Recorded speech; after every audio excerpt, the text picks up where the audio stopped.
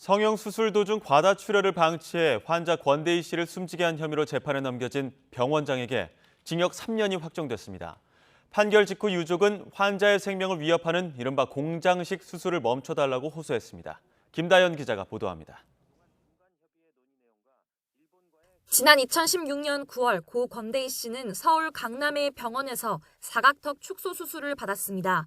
그런데 수술을 받은 지 49일째 되던 날 심정지로 숨졌습니다. 수술 당시 과다출혈이 발생했지만 집도의자 원장이던 장모 씨는 다른 환자 수술을 해야 한다며 수술방을 떴고 지혈을 담당했던 의사는 심상찮은 징후에도 별다른 보고를 하지 않았습니다. 이들은 간호조무사 혼자서 지혈을 하게 시키기까지 했습니다. 권 씨가 숨진 지 7년 만에 의료진의 사망 책임이 있다는 법원의 최종 판결이 나왔습니다.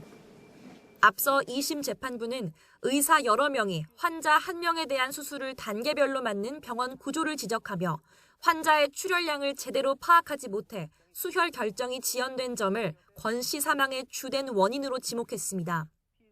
대법원도 이런 점에 비춰 의료진의 업무상 주의 의무 위반이 인정된다고 판결했습니다.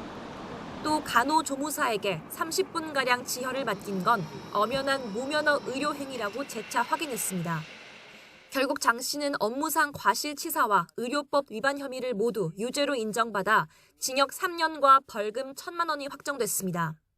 출혈량을 정확히 알리지 않은 의사 신모 씨는 금고형의 집행유예를, 간호조무사는 선고유예 판결을 확정받았습니다. 선고 직후 유족은 그동안 자식의 억울한 죽음을 알리기 위해 애써왔다며 환자를 위협하는 공장식 수술을 멈춰달라고 호소했습니다.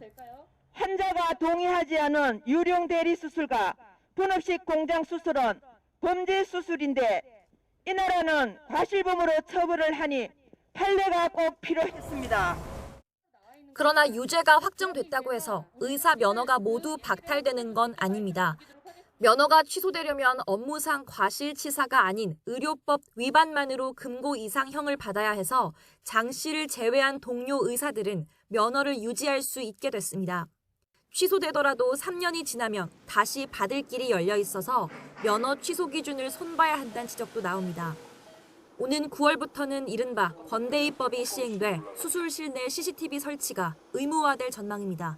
YTN 김다연입니다.